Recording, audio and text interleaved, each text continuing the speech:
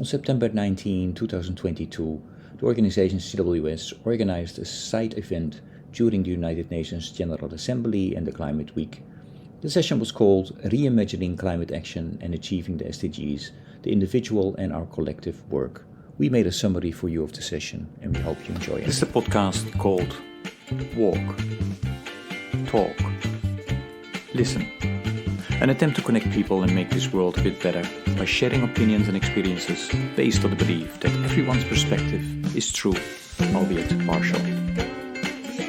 My name is Maurice Bloem, and I would like to welcome you to yet another episode of Walk, Talk, Listen.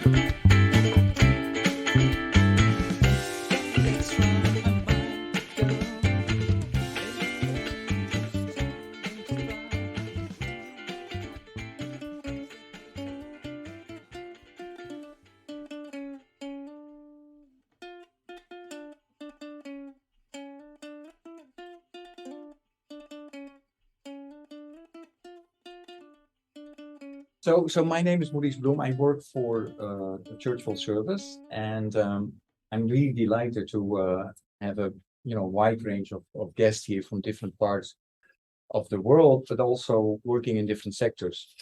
The session that we hope to have today is a follow-up of a session that my organization organized during the high-level political forum a couple of months ago. We are looking at a world that is experiencing many different types of crisis. And, I really think that the 17 Sustainable Development Goals that we developed together might not be ideal, but it is the best framework we have. If we really are putting some real effort into this, we can overcome a lot of those crises. Yes, they are what you call wicked problems. You might never, solve them all, but I think you can make enormous progress forward.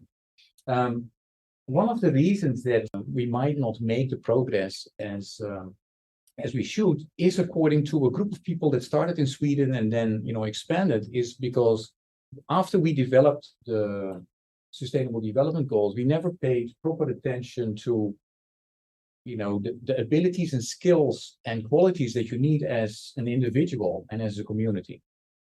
So this group of people, they did a survey, and more than 1,000 people did the survey, and ultimately they came up with that you need inner development goals in conjunction with the Sustainable Development Goals. So goal number 1 is being, number 2 is thinking and relating, collaborating, and action. That resonates a lot with me. So because I am a fan of a philosopher called Ken Wilber, who says that at least every issue or problem has 4 perspectives.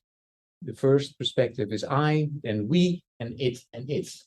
And if you think about Sustainable Development Goals, you're basically as a world, you're trying to change a system, right? But you can't do that without also paying attention to who am I and what do I do and what is the role of my community.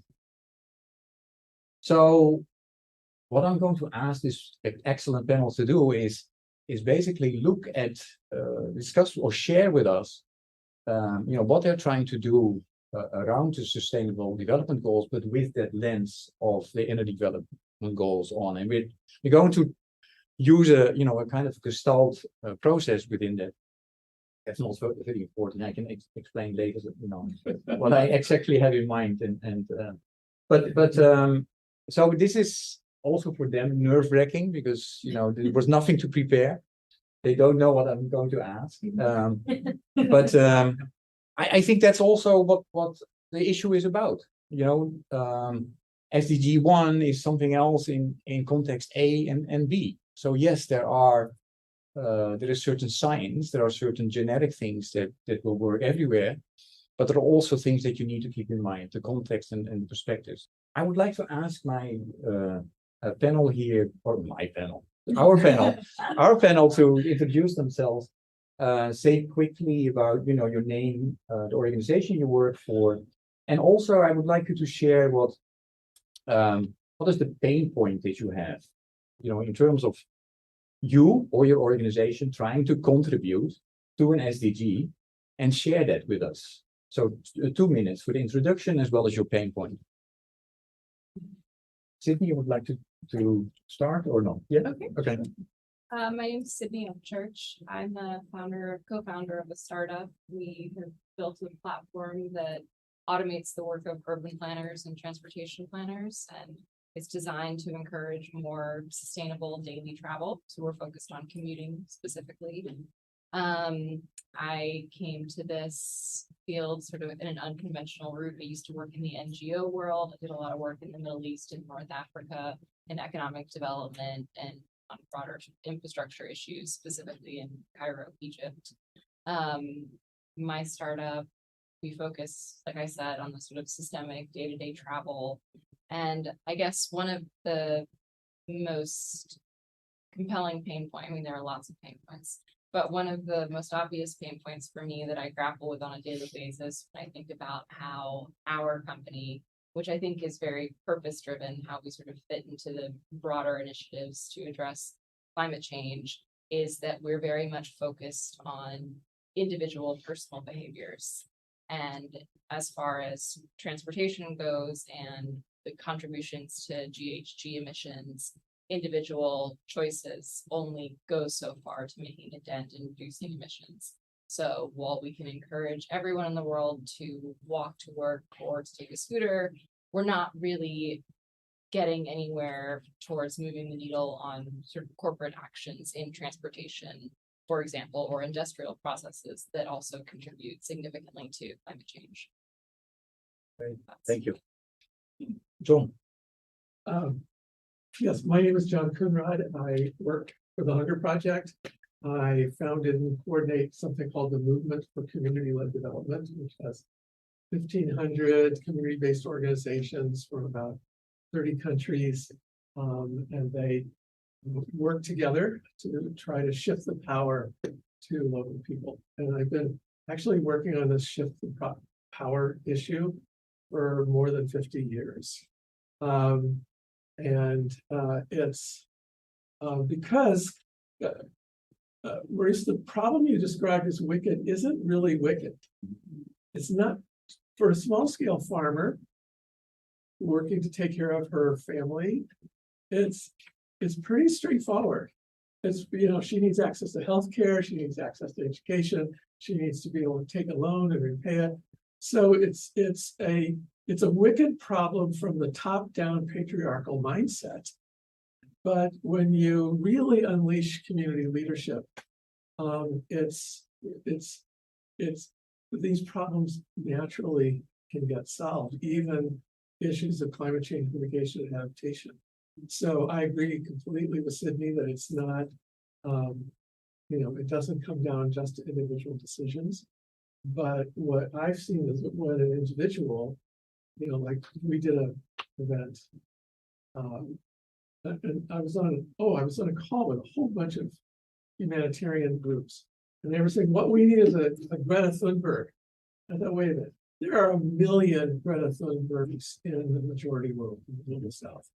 And we just need platforms for them to speak, opportunities for them to have their voice heard and to take charge. And then, we had a whole bunch of them, and they calls, and they were just brilliant. But we need to shift. What we need to be able to do is shift our own mindset, because shifting the power is what has to happen. And we need to, it's an uphill battle in the patriarchal world.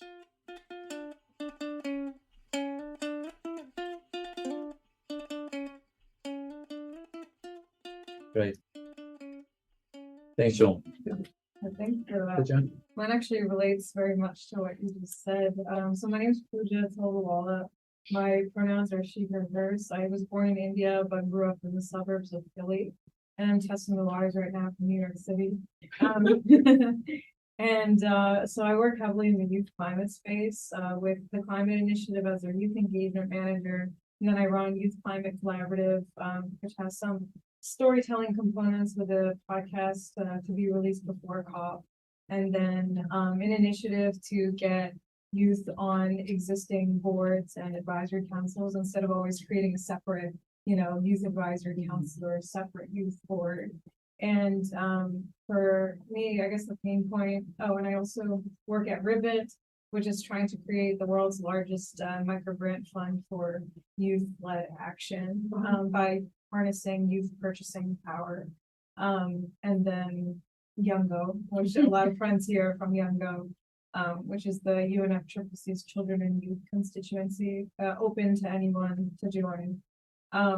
And for the pain point that I wanted to talk about is, you said shifting the power. I would say like sharing the power, right? So we all have power, but are we giving that platform that we have to somebody else as well or not? So the way I see my position on a daily basis, I don't face much struggle at all. Like I'm very privileged in that way. And I feel like I have to use my lifetime to share those privileges in any way that I can. And I say sharing power because let's say you do have you're on a board of directors, right? Do you use that position to then also speak with people who are not there to get their voices there? Do you also say, let's look at the makeup of this board, who's missing, who needs to be here? We're talking about them when they're not even here, so I think that's sharing. It's just wonderful to be here with all these wonderful co-panelists and to be joined by you all during the stressful UNGA week. I'm Kay Costello. I'm the Director of Policy and Relations for Church World Service, and I've been with them for about a year now, and prior had the privilege of working with John Kunad at the Hunger Project. So the issues of the SDGs are near and dear to my heart, and especially the youth aspect in the work. My work with Church World Service has primarily focused a bit more on congressional advocacy and lobbying than my previous work, which focused a little bit more at the UN. So one of the pain points for me dealing with the SDGs and trying to close these gaps and affect systemic change is the fact that most people don't know what the SDGs are. And when you go to the Hill or you're talking to congressional offices, you're not even supposed to mention the United Nations. You're not supposed to mention multilaterals. It's very off color, and they'll stop listening to you immediately. It's supposed to be about the US as a unilateral actor usually. And even though those conversations are to advocate for legislation that's for foreign development assistance, and the ultimate goal is the SDGs, it ends up not being a part of that particular discussion that you have with people. And that's a struggle because the US is probably the most consistently generous, even though it's, in my opinion, too small of a budget for its foreign development assistance, but still the most generous nation in the world. Yet we're not talking about the SDGs as a country, and we're not trying to be more forward and open about the leadership. So that's a pain point for me because you can only push it so much. Similar to your point, the individual can only make a dent in it so much unless your fellows in the working groups and whatnot want to join in on that. And then a quick second pain point is a little bit of a hybrid between what John's mentioned about giving people leadership and speaking space, and we're a bit too about sharing the power. And that's now that I've transitioned from being a youth and now pretending to be a youth and older, I am realizing that at one point I was really pushing to have access in spaces that I deserve to have as a youth. And now I'm struggling, now that I'm not a youth, to still push for those spaces, even though I'm the one that should be helping make it possible for youth to be in those spaces. People are still keeping those doors really closed, and like you said, want separate advisory councils and things of that nature. And instead, there needs to be a bit better of an aspect to include youth. So for example, now that I work for a faith-based organization, that tends to be a much older generation that's involved in that work. And when you're pushing for certain issues that might be more attractive to youth, they're closed off to that. So that's another pain point for me, is to keep the really important population that has the biggest stake in all of this, the youth, engaged in things. Now that I'm on over that hump. So leave it there. Great, thanks. Andrew? Hi everyone, Andrew Hughes. I work with Church World Service in a technical unit covering climate and migration. I use he, him, his pronouns, and very happy to be here for everyone today. I think a couple of pain points that I'll mention. One, in working over the last couple of years with colleagues in our CWS country offices and regional offices, trying to see how can we bring to life the right to stay for our partner communities, for people, programs that we're working in places that are really feeling the effects of climate change. We know climate change is one of the factors in people perhaps migrating into vulnerable situations. In some extreme cases, but characterized as displacement, based on what we've heard from people themselves describing to us. How can we bring to life the right to stay through investments in place adaptation, disaster risk reduction, while also trying to bring to life the right to move freely? I think we're a lot of my colleagues come from a rural development background, disaster risk reduction background, and are rightly invested in trying to find solutions so people can stay in place and live with dignity where they are. At the same time, I think we've learned over the last couple of years, including through a research project with the CWS, that in some cases moving is a coping mechanism. In some cases, moving is becoming one of the few, if not only, choices for people in communities where we're working. In some places, people are unable to move, don't have the resources to get out of harm's way, whether that's something that we would want to consider or not. So thinking through it, even as we're working on projects and putting together indicators, frameworks, how do we set a goal? How do we set an objective that we can measure? Sometimes I'll read the objective of prevent people from moving. So, which I'm understanding where that's coming from, and in terms of the motivation to provide resources so that people don't have to move against their will or into situations where they're going to face other sorts of threats. But for us to start thinking of it in a way of how do we expand freedoms in a way that the freedom to stay and the freedom to move are two sides of the same coin. Mobility and immobility are two sides of the same coin. So I haven't come up with anything brilliant on it, nor have I come across others who have. So hopefully for our discussion today, I'll get some brilliance through the crowdsourcing of this conversation here to help us move this pain point forward. My other literal pain point is my lower back, and I may at times get up and just sort of drift around the room to stretch my leg and stretch my back. I'm not leaving. I'm just exercising my freedom. Thanks, everyone.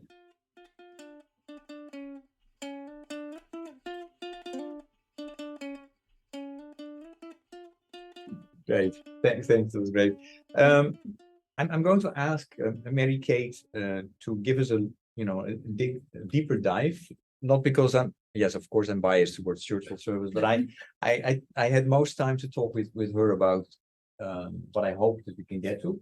So can you give us one layer deeper in terms of how what type of issues do you face as a formerly youth in a faith-based organization? Sure. The thing that crosses my mind immediately is this piece of legislation I've been working on now for, John, like 5 years, the Girls Lead Act. I started working on it with 4 or 5 other organizations and helped write that legislation in my previous role at the Hunger Project. And the whole premise of the Girls Lead Act is to ensure that U.S. foreign development assistance carves out specific initiatives for girls and young women's civic participation and leadership skills development. So essentially, think of the Girl Scouts of America programming would do to make sure that there's better gender equity in communities for people to take up livelihood and leadership skill roles. And it's been bipartisan. We have sponsors both on the Republican side of the House and the Republican side of the Senate. But now we're starting, and it's considered a very partner-friendly piece of legislation because it doesn't touch what are still important topics of sexual and reproductive health rights, but it stays just more in the lanes of livelihood skills development and leadership. So it means for faith-based organizations and for more conservative offices, it's actually a very appealing piece of legislation because it's not controversial, even though those issues are still incredibly important. But we're now starting to get all this really creative pushback from ultra right-wing conservative groups claiming that the use of the word gender in general is threatening, and advocating for democracy literally means that will be a way to advocate for sexual and reproductive health rights. So we've had to deal with groups that have pretty good sway on a number of offices in both House and Senate side, want us to change some of the verbiage after we've now been dealing with this piece for like 5 years. So it's just been interesting to be still part of a small group of young women pulling this together and pushing it into the committees to get it to the floor to vote on it, while people are still saying that the most basic, non-controversial issues of just letting people become leaders in their communities and learn how to participate in their civic rights is a problem. And it's just basic sexism and basic ignorance. And I think that's been interesting because, as I mentioned, I came into that piece of legislation as a youth, wrote it from a youth perspective, and now I'm trying to push it with, a higher level of experience and years with it. So I think that's been interesting because we all know how important the gender aspect of the SDGs are and what leadership and bottom-up leadership and community-led aspects of collective work is. So to get the most basic legislation passed for the most generous country in the world is even a problem. So that's been like a particularly annoying experience. John's dealt with that before too. So that's an example of a good deeper dive on gender and SDGs. Yeah, let us stay there. And Okay. any questions from the panelists for more clarification from Kay? Just, it's, I just think this, this unwillingness, or this, one of my mentors is Frances Moreland Pay. Just was the 50th anniversary of her book, Diet for a Small Planet. And she said, we don't have a food crisis in this world, we have a democracy crisis. That what's missing is people are being systematically denied voice, and it's intentional. And that is a wicked problem. How do you, when someone has the power and is unwilling to share it, in fact, even thinks it would be wrong to share it, what do you do? And it's so odd that we're living at this moment where there's this amazing climate crisis, which that's not new actually, and we knew about climate change 50 years ago, 60 years ago. And at the same time, we're 2 floors up from here. Samantha Powers, head of USAID, was just announcing this enormous commitment to transform USAID to really put power directly in the hands of community organizations, put money directly in the community organizations. So this makes it a very exciting time. But we're working on really important things with a really important opportunity in front of us and really well organized opposition. Yeah. And I in the last 50 years, I can't remember it really being, where the kind of racism and sexism that drives people away from this field and not wanting to give anybody anything to say, has become so out in the open. And there's so many people also on our side of the net, and particularly youth, more eager, fired up, ready to go than ever before. So it's a wild ride.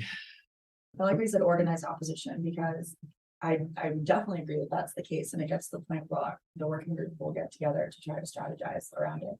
And we're wasting our time trying to battle these people. They're actually just wasting our time. Yeah. And they're doing that on purpose. They're doing that to slow our progress towards something. And that's really, really annoying. Coming up with fact sheets just to make sure that certain offices won't keep listening to the organized opposition, won't understand the importance of what we're trying to get done. So yeah, trying to be cautious of what's wasting your time and what's productive too when you're trying to deal with organized opposition.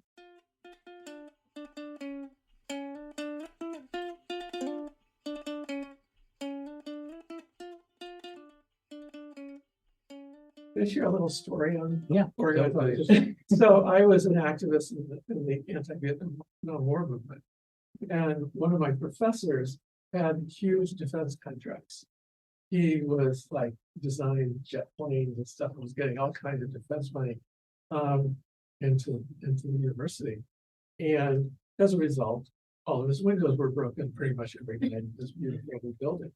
And there's all this chatter in our minds, gosh, are we doing the wrong thing, breaking all his windows? is, is that just gonna polarize the matter further? Actually, he changed sides. Despite his windows being broken every night, he changed sides and led the charge to get defense contracts off the university campus. So you never know.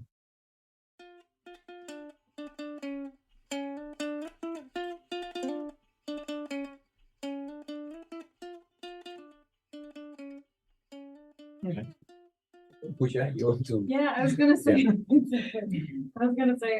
I attended the Transforming Education Summit, just day one. And I felt, and that was just in these last like 3 days or so.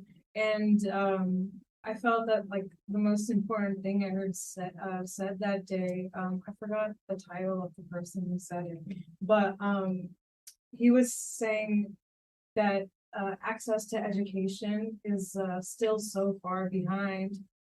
Not because, we're missing the resources or the knowledge of the how to get there, but because we're talking about people losing their privilege, right? So if you educate the public that does not have access to education, and they are now an educated force, you having that education already are now at the same level, right? So you don't have that privilege anymore that you used to have. You lose that privilege by giving other people the opportunities that you had. And that's why we're struggling to see a lot of changes, not just in education, right? And across the fields. By the way, there's an old saying in Pakistan that the feudal lord is absolutely committed to better education in his enemy's district.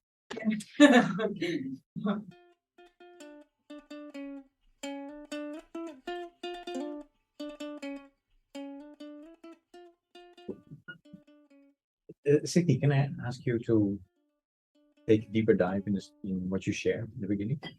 Sure. I think a lot of the issues that I deal with on a day-to-day basis sound pretty trivial when we're talking about things like youth empowerment and full hunger. But if we are to think about how transportation plays into all of this, I mean, one of the things that I grapple with on a regular basis is now that we've put all of this sort of engineering time and resources into developing a platform that can do urban planning and transportation planning work, what are the implications of that and how can it be used for purposes that don't necessarily align with our mission? And we sell this product into enterprises. So businesses are using it for their employees to commute with. And one thing that we saw happen during the pandemic was sort of almost a resurgence of American car culture.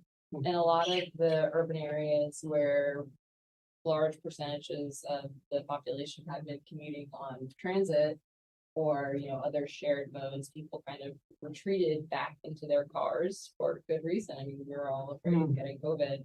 And so now that employers are bringing their employees back to the office, we're kind of fighting a new battle against the comfort that everyone has found in driving themselves to work every day. And we have so many of our customers are facing, like parking capacity issues they didn't have before because so many people bought cars and so many more people want to commute in those brand new cars, even if they're driving 20 minutes to the office.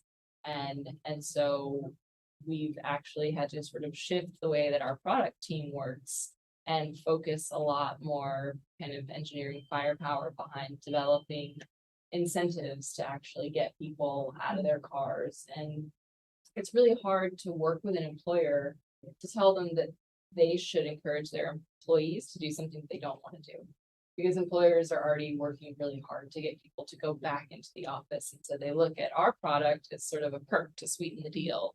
But we're saying, the whole point of our platform is to encourage more sustainable commuting behavior.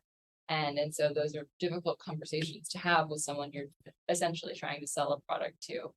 And I think that also gets to sort of the problematic nature of the private sector being a partner in the SDGs, and where profit motivations align with activities that can promote progress towards achieving the SDGs, and where they can't, and sort of where we have to sort of draw the line and say not every activity the private sector does has to be profit motivated, or maybe the private sector is not the most appropriate partner to be sort of a partner for making progress towards the SDGs, and looking at things from a different lens that way. Yeah, but that's something that we've been working on a lot lately, and sort of developing new tools for how to communicate to people what types of transportation are safe, and how there are more sustainable modes than driving that can get people, back to work safely.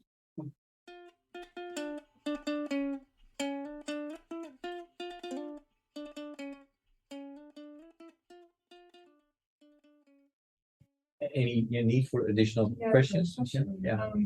How does like storytelling come into play for your product? So as a startup, right, you have to convince your consumers, potential users to use your product. And so how do you use storytelling to get them on board? I mean, like most tech applications, we start with pain points, and commuting is an easy pain point. We all know how miserable a process commuting is. And so especially when we're talking about employers that are in urban areas, we can look to the leadership in companies, for example, to start advertising that they're taking sustainable modes to work. And seeing leadership within a company, posting a selfie of them taking a scooter for work, for example, as trivial as it sounds, can actually move the needle on getting employees on board, encouraging employee buy-in. And we've tried to develop a lot of tools that are pretty effective at encouraging employees to take a mode they might not otherwise take. And a lot of those are just aligning financial incentives the way that they should be aligned. We will offer a commute subsidy for certain modes and not for other modes, or run a competition, for example. It's just sort of gamify the process. So it's not so much storytelling as it is engaging folks in a process that they can have a little bit of fun with, and it's just a kind of a friendly thing that you can keep track of every day. So a competition of who can take a scooter for the most miles to work in a week, or who can walk to work the most, or who can reduce their commute by the most pounds of carbon emitted in a month, for example. So you'd say like they're more interested in that kind of friendly competition rather than like the overall vision of, if you're doing this, you're helping the environment. Well, I think that there is an aspect of that too. I think it's really important. I think that young people particularly care a lot more about the values of the organization they work for. They're not just going to work to have a job to live off of. We actually sort of care about finding purpose in the work that we do and working for a company that does good in the world. And so when corporations sort of outline their own corporate sustainability goals, I think that that's an important way to engage with employees, the values that they hold themselves, that they can sort of share in the workplace. And to see that those things resonate on the individual level with the employees, I think makes work a much more enriching experience.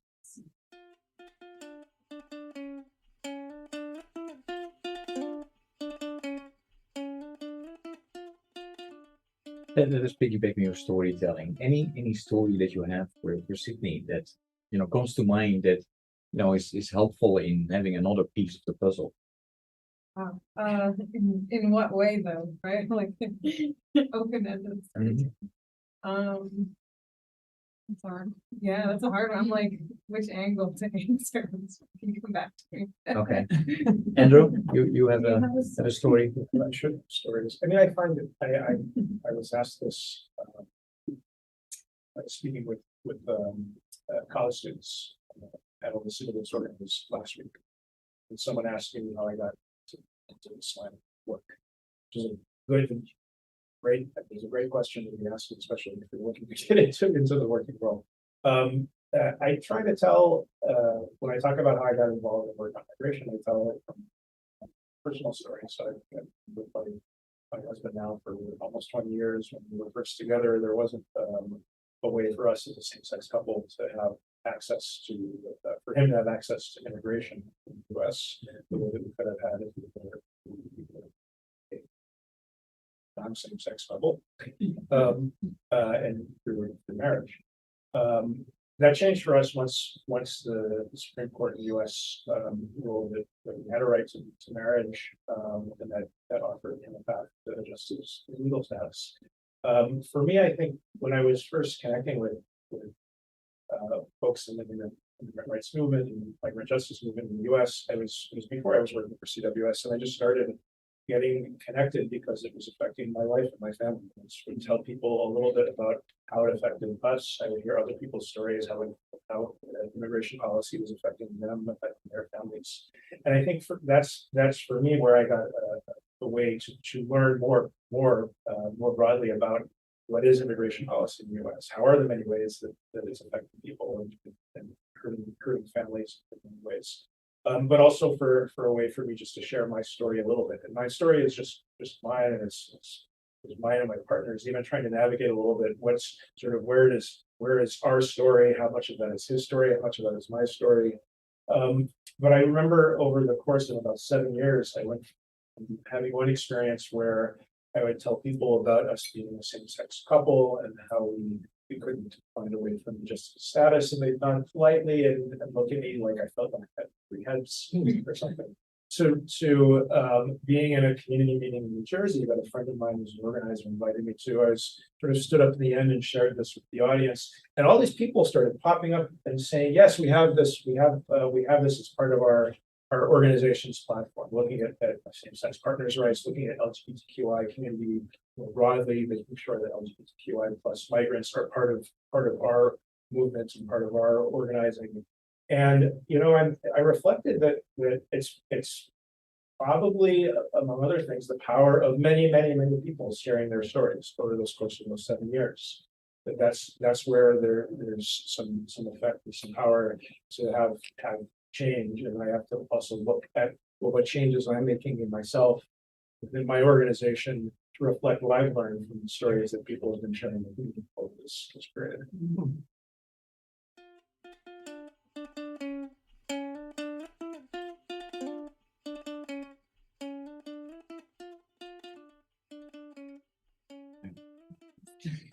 Can I ask you to take a deeper dive into your Into what you told us in the beginning? Tell us a little bit more and about pain Yeah. points. Let's see. I actually want to highlight a program run by some audience members here. So Vina and Marie Claire, I volunteer for their org. It's called the Climate Youth. Well, the program is Climate Youth Negotiators Program.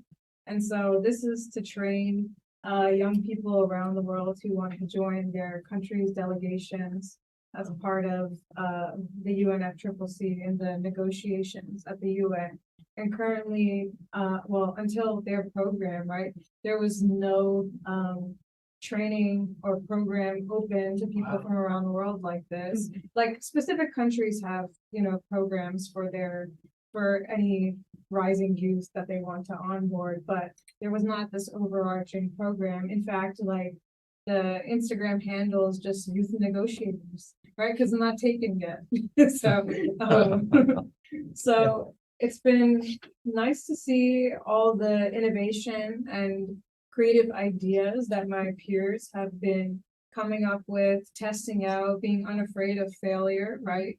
Like you have to practice making pitch decks, asking people for financial support, for just verbal support as well, if you're like a country leader, to show that they're really here for us in giving us access to these spaces that they're lucky enough to have access to. And so I'm really interested to see how like the confidence of youth and like the bravery of youth grows as time moves on.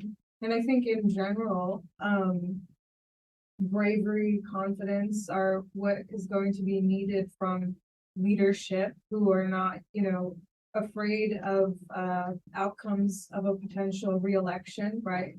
Mhm. And will do what they need to do in that 4 years instead of worrying about the 8-year horizon, because we don't have that luxury of time anymore.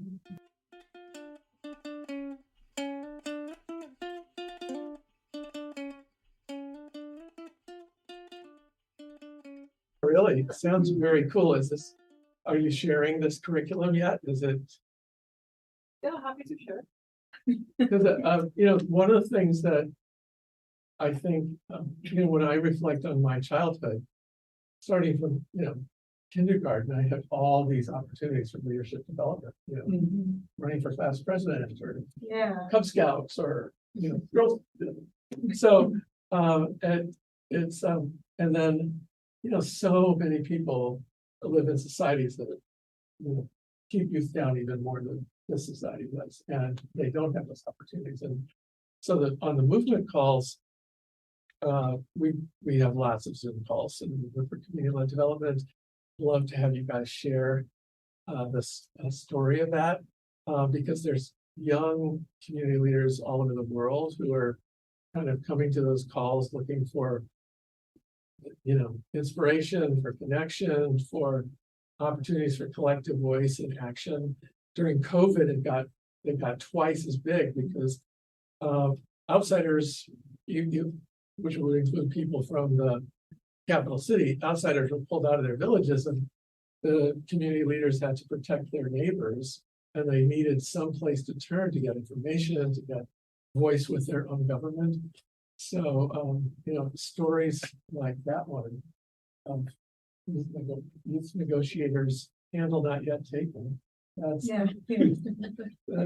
would be, I think, really inspiring to lots of people.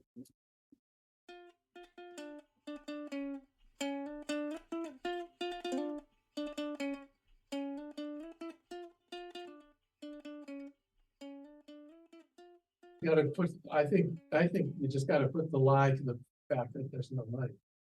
There is plenty of money.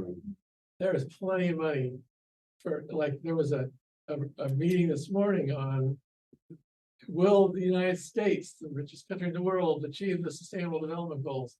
And we're like sliding backwards in this country. And but the one big lie is that one that we can't afford that, which is just such a lie. We can't afford clean water, really?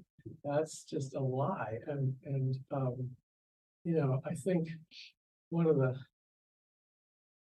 the thing you were mentioning about courage is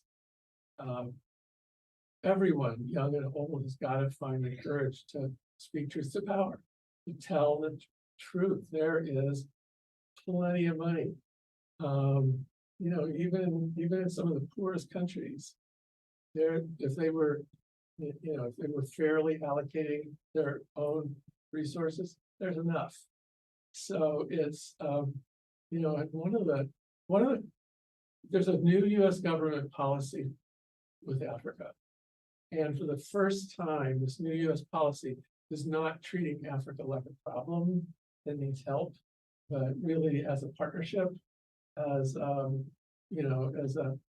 and that's something I think is really, when you talk about inner development goals, I think that humility to realize one, this can be done. We can do this, we can do it together, and we can't be forced into, well, don't do this and do that instead. Because there is enough. And what there isn't enough is enough generosity of spirit, love, that's at the heart of what our work is.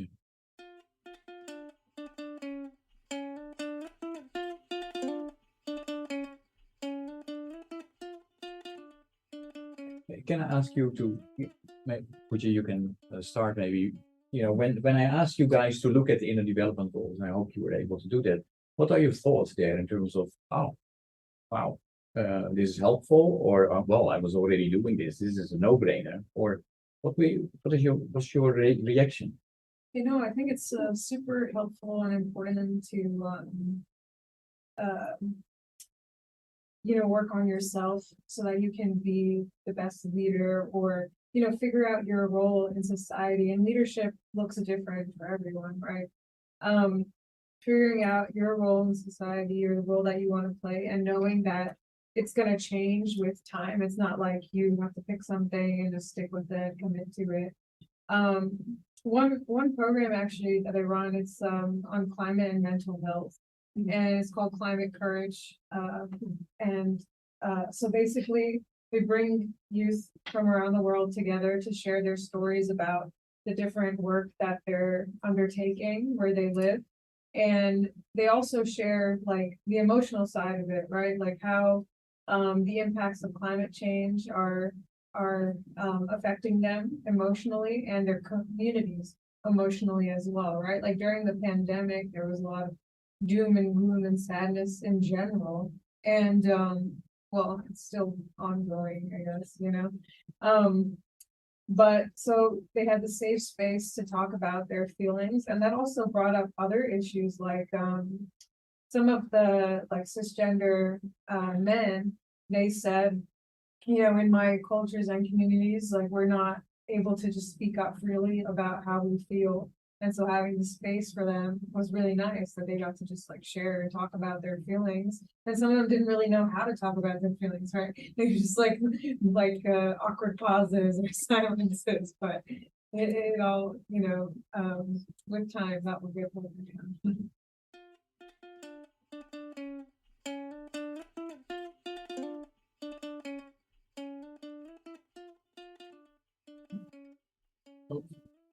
Andrew? Yeah, I think I've heard the word courage a few times during that conversation so far. That's the one that jumped out at me when I looked at the development goals. Yeah.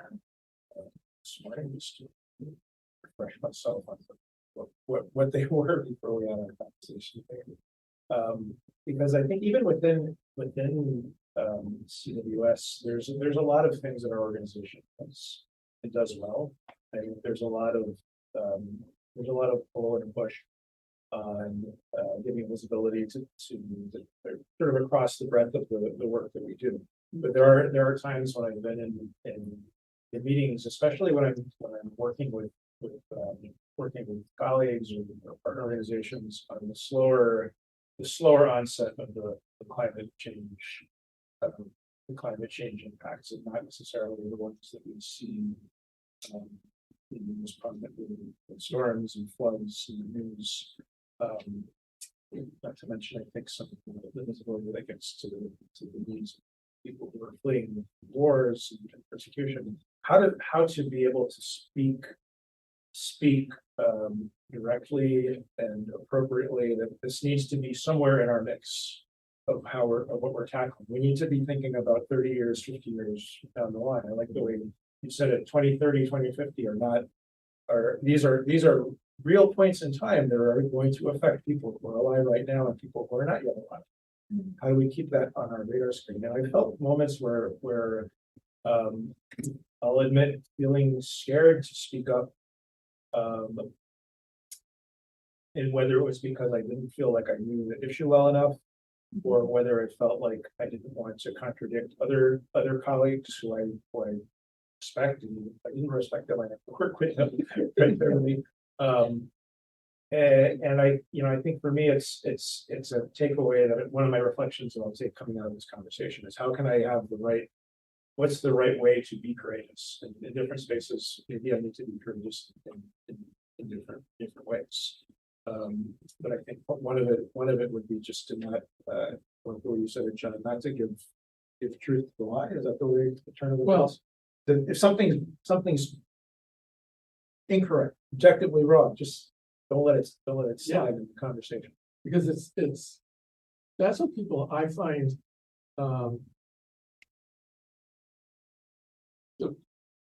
I had a founding boss of the Hunger Project was one of those people that always knew the right mantra to say, and one of her mantras is, "Where there's fear, there can be no love." And so one of the, to me, part of the issue of courage is not just personal courage, but how to evoke how to mitigate the fear of other people. You know, I mean, if we put 12-year-olds in charge of the country, would it be worse? Yeah, oh, yeah. So how to, you know, it's that fear, and people are stoking that fear, they're exploiting that fear, and you know, Mahatma Gandhi said, well, first step is just be prepared to die, and then the rest is easy. But you know, it's really true, and we've got to boost each other's courage, because I don't think at least I've never had courage always to tell the truth. And so if we stick with people who are going to keep us up online. Sydney? I was really struck by what you were saying, and I was thinking about how we sort of gatekeep participation, especially when it comes to young people, through competition almost. We make academic achievement a prerequisite to developing any sort of leadership skills or joining any sort of organization.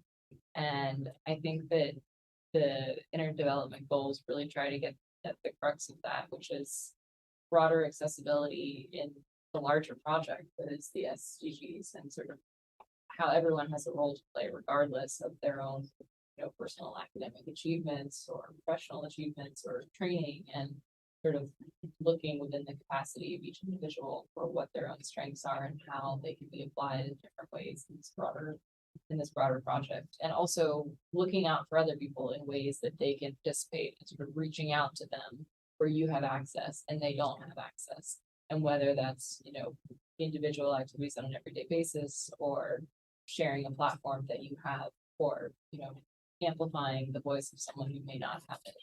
It's all sort of part of this broader project. Can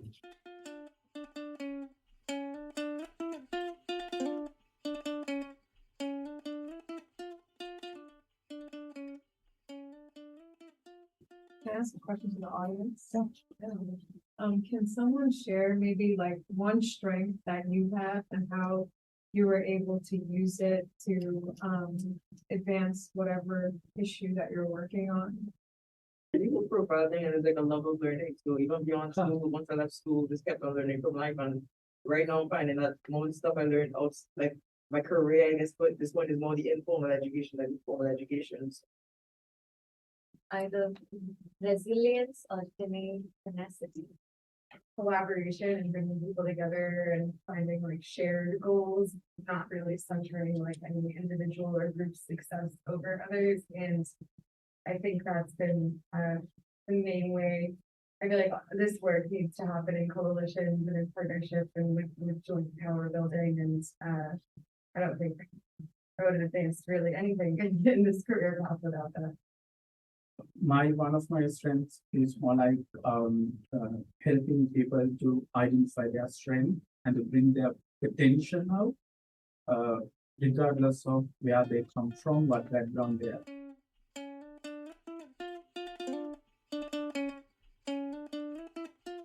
Try to find some way to make the local people understand.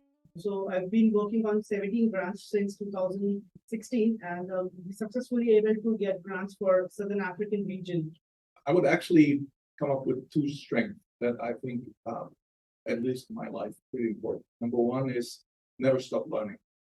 I'm working as a professor at a university. And I think if you want to teach young people, you can't stop learning yourself.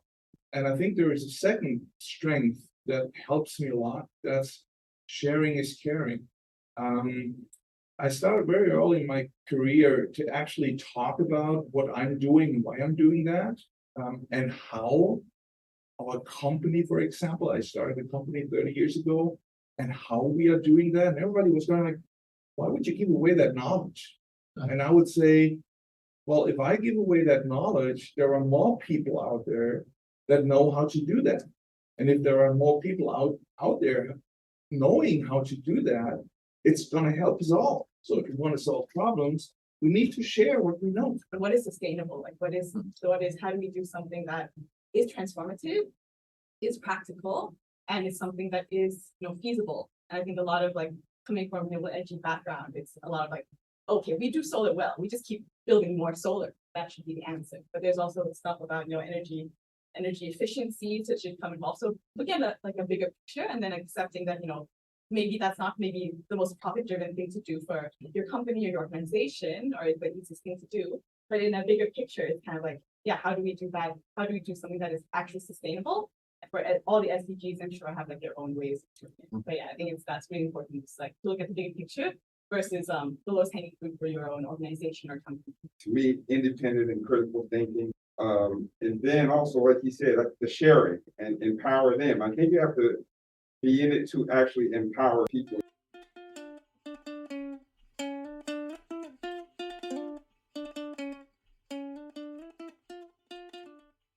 Well, I would like to continue the conversation, but when I grew up, food and drinks are important. So, so we should slowly go there and continue our conversation. But before we do that, I would like to ask our panelists to share your, maybe a quick takeaway from today. Andrew, can I start with you? Right. Yeah. I mean, I have some. This was helpful for me, I think, in thinking. What are some of the qualities or strategies, maybe it's a mix of the two, that can help me try to get past some obstacles that I'm facing, not just more, but other areas of life. So I think that's for me one of the values of having conversations, and really why crowdsourcing is a great approach to problem solving. Because the more ideas that you got out there, the more likely you'll find ones that work. The situations you're facing now, and ones you're stuff about. So thanks to everyone for speaking up and sharing. Two things have come to my mind. One is it's really easy to feel like a pebble on the beach when you're up against, huge institutions and countries thinking about shifting power, sharing power, or even shifting money into other pots, because like John said, there is enough of it, and looking at reallocation, and if you're asked to challenge like the United States DoD, Department of Defense, like have them move money, that seems impossible. But I guess trying is better than not trying, because you can still get somewhere. And then the second bit is, we talked a lot about like courage and sharing power and shifting power. And I think one of the big things is trying to convince the people in power to not be afraid to let other people who step into power to fail. Like, I think I got where I got, and I was able to like develop myself as a leader and learn how to empower other people because someone took a chance on me and let me fail in the beginning, right? So I think it's important not just to be someone that is welcome to, sharing your privilege and your power or help convince others to do that, but then to make sure they also know that it's okay if whoever comes into that position fails a little bit. That doesn't mean they are a failure or going to fail the whole time. Because I think we get wrapped up in making sure things are done perfectly, or I can do a better job than this person, or that person in power has been doing it for 20 years, they should just keep doing that. And if we keep trying to act that it's all about the job being done perfectly all the time, then I think you're missing out on other awesome perspectives and then leadership roles that can be taken up by other people. So I'm gathering that not being afraid to let people fail in their positions of power is just as important as giving them a chance to do it. Thank you. I like this point about like sharing is caring, and like, so my grandfather's older brothers, my great uncle, they say here, he was like a freedom fighter in India when, the British have taken over and all of that. And I just never really had chances to talk to him and hear, how did they successfully build their movement, and how can we learn from their wisdom in our climate movement right now, or our, voting rights movement, whatever X movement, right? Like, we need more spaces for sharing this knowledge, for working together across generations, across sectors, across, issue areas, and taking that step to stay in touch and really continue the conversations. I know it's hard to find bandwidth at times, but if you don't see like a group coming together, right, being that person to create that group or create that space for people to come together and share and move forward together, I think it's important. Like we have the space today. Yeah. Well, there was so many. So Pooja's question prompted all my takeaways. I just have to say that, pushing the event into all of us collectively, we would have otherwise never heard the Bloods and Crips as a leadership development program, or the Postman, or it's just particularly in a place like this, everybody here is somewhere being a catalyst in this quest for human dignity. And it's so precious. And so it's such a precious opportunity to be with people who kind of are in touch with that magic possibility in their lives. Isn't it also nice to just hear like what has inspired or stood out to the people who are here? Like what stories they remember and want to share that were like, oh, that affected me. I think for me, I'm hearing over and over again and through different lenses, sort of the importance of getting to the center of those shared values or common ground, and how, this broader project of the SDGs may seem to be, only apply to certain people at certain times, and how, certain people may feel like they're kind of immune to the effects of climate change, but having the skills and almost the empathy to be able to understand how it affects everyone in one way or another is such an important skill to any of the work involved in the SDGs. And I personally was a bit hesitant to talk on a panel about this because I come from the world of tech, and I'm talking about things that have more to do with organizations like the UN and public policy and NGOs. And this conversation has really sort of highlighted to me that it is a joint project and that partnerships are so incredibly important in sort of understanding how, generally I think that people who can't see issues through the eyes of other people lack empathy, but fortunately the SDGs and climate change in particular is something that affects everyone. So you don't need to prove to someone that it's affecting them personally for them to care about it, or at least it's not that difficult. Sorry. I said I feel like it's still to prove it to them. In some cases, yes. Yeah. Okay. Thank you so much for being here, and thank you for listening. I don't know if it normally is that kind of a moderator is kind of wrap up and say the magic words, and this is what we have learned together. But I think if we really listened carefully, and to be honest, I'm not a really good listener, and my colleagues know that around 1.5 years ago or something, I started a podcast, which is a spin-off of a 100-mile walk that I've been doing for the last 10 years. And I could not walk with other people during that week that I'm walking at 100 mile. So I thought, okay, I'm going to walk virtually. I start this podcast where I talk with people about, SDGs, about, religion, spirituality, why are we here, etc., etc. And the first couple of podcasts that I recorded, I had to edit, and then I was listening to it and I said, that's interesting. So because I think many of us, or let me speak only for myself, you're so busy with trying to convey what you know and what you learned, is that you really don't listen to the others. And I think that's really, if we would all start doing a better job there, we would make enormous strides forward.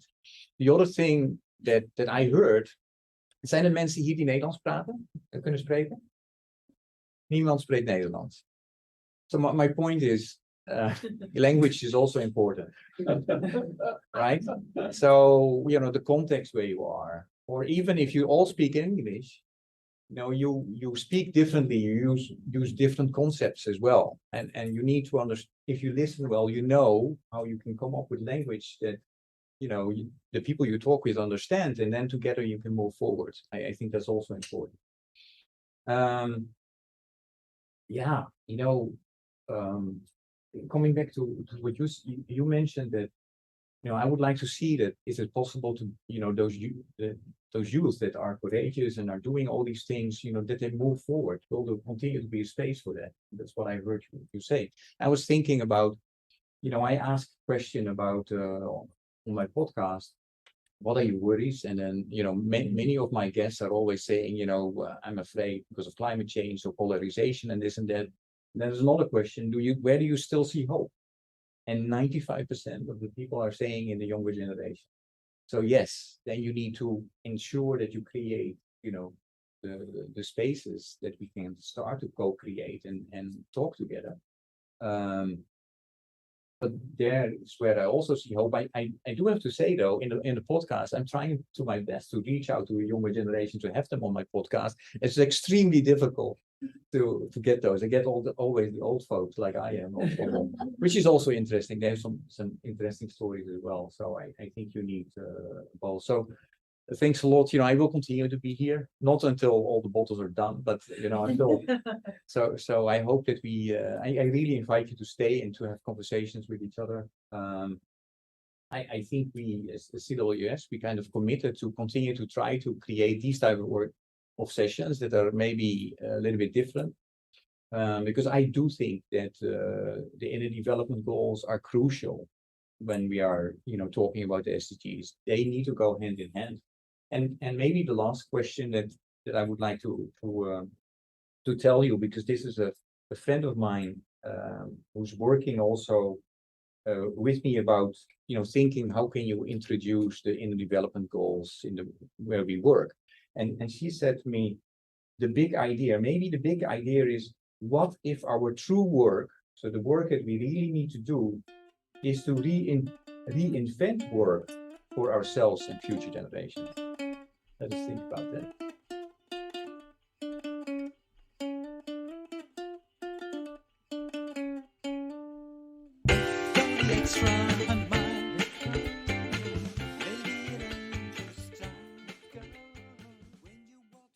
Thank you for listening to Walk, Talk, Listen. Please check us out on 100mile.org or follow us on Facebook or Instagram.